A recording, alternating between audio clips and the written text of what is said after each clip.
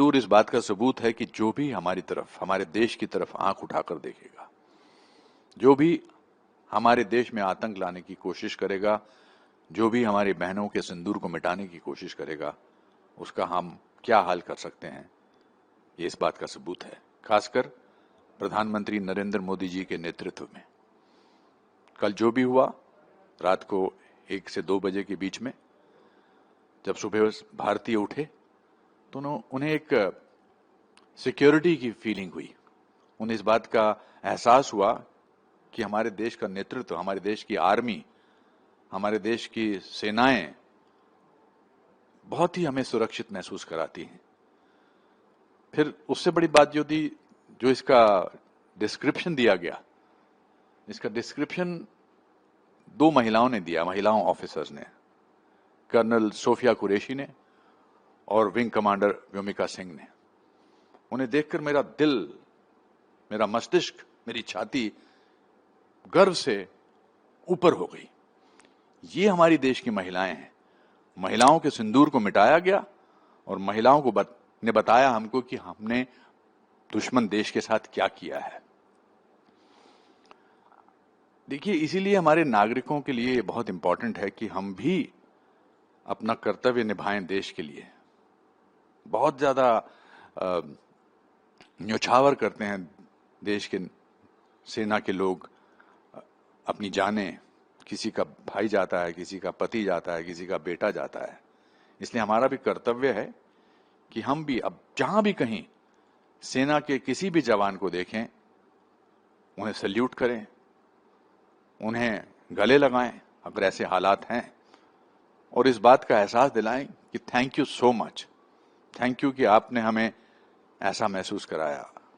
और मैं प्रधानमंत्री नरेंद्र मोदी जी को धन्यवाद देना चाहता हूं 140 करोड़ लोगों की तरफ से कि ऐसे नेतृत्व। मैंने 1962 का वॉर देखा है, चाइना का वॉर, 65 का वॉर देखा है, 71 का वॉर देखा है, सारे वॉर्स देखे हैं। मैं वेस्टर्न कमांड हेडक्वार्टर्स उन दिनों शिमला में हुआ करता था और मैंने आर्मी के लोगों को देखा है।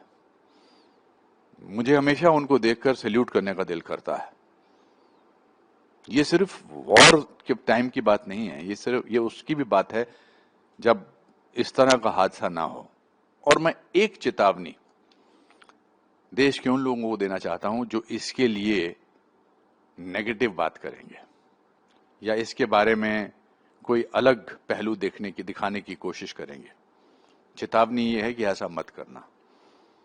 अब की बार 140 करोड़ लोग आपको देश से बाहर निकालने की पूरी कोशिश करेंगे, क्योंकि वो दृश्य हमारी आंखों के सामने से जाते नहीं है। पिछली बार तो सबूत मांगा गया था, इस बार तो सबूत के साथ ये हुआ है।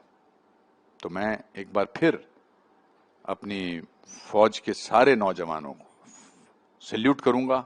जय हिंद, जय भारत। जो पहलगाम में हुआ वो हम सब ने बहुत बहुत क्लोजली ऑब्जर्व किया और बहुत दुख हुआ।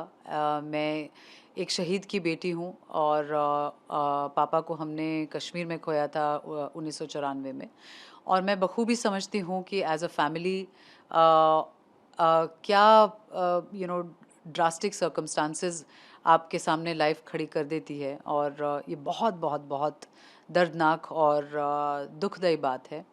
एंड इसके चलते जो ऑपरेशन सिंदूर कल रात हमने देखा, भारत सरकार ने जो और हमारी आर्म फोर्सेस ने जो एक अटैक किया है टेररिस्ट कैंप्स पर, मैं पूरी तरह उस एक्शन को सपोर्ट करती हूँ। और मैं पूरी तरह इस बात से सहमत हूँ कि इस देश में ही नहीं, इस दुनिया में टेररिज्म की कोई जगह नहीं होनी चाहिए।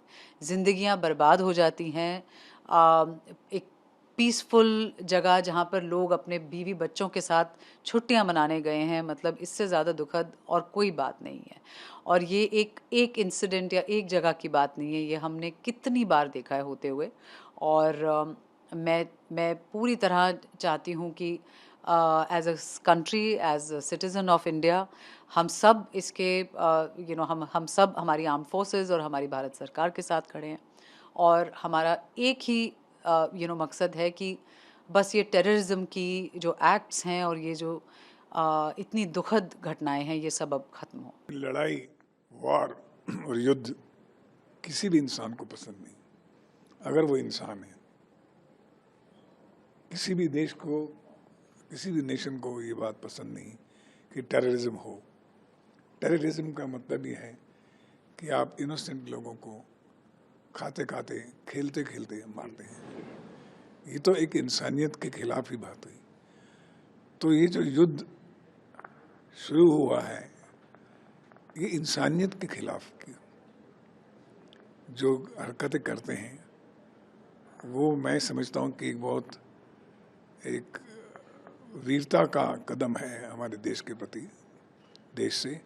और हम लोग फक्र फील करते हैं अपनी सरकार को और अपने प्राइम मिनिस्टर को कि उन्होंने इसका जवाब दिया है, और आगे भी जवाब देना पड़ेगा तो देंगे, क्योंकि दिल से सभी लोग जानते हैं, वो लोग भी जानते हैं कि हमने इनोसेंट को मारा है।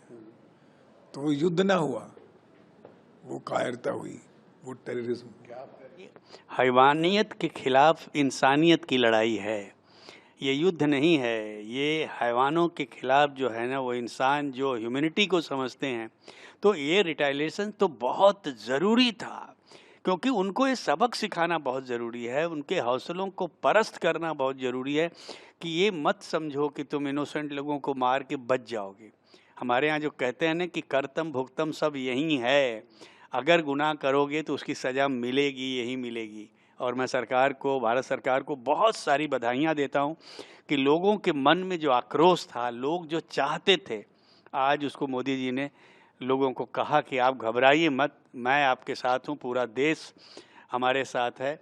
तो जो हुआ है हम उसके बहुत पक्ष में हैं, और हम चाहते हैं कि आइंदा वो लोग इस तरह का हौसला नहीं करें और दोबारा हिम्मत नहीं करें हिंदुस्तान की सरजमीन पे इस तरह की हरकत करने। मैं अपने जवानों को कहना चाहता हूं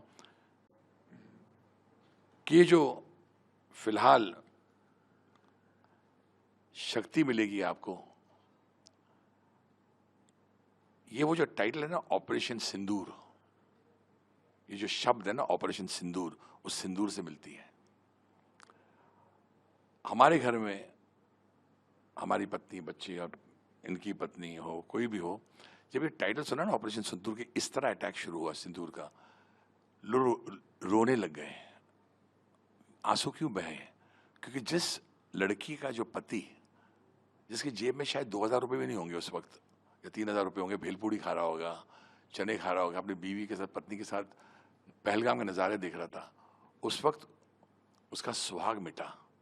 आज एक लड़की ने लिखा भी इंस्टाग्राम पे कि thank you honourable prime minister Modi ji, जिसका पति चला गया है, थैंक यू कि आपने हमारी सुनी और मेरे पति को ऊपर से शांति मिल रही है। अभी मैं ज़्यादा बोलूँगा तो मुझे रोना आ जाएगा, लेकिन इतना कहूँगा अपने वीर जवानों के लिए कि ईस्ट और west, our Indian army is the best. There is no army, no navy, no air force better than our forces. और अब पता लगेगा why we are the best. God bless Narendra Modi ji, God bless India. जय हिंद, जय भारत।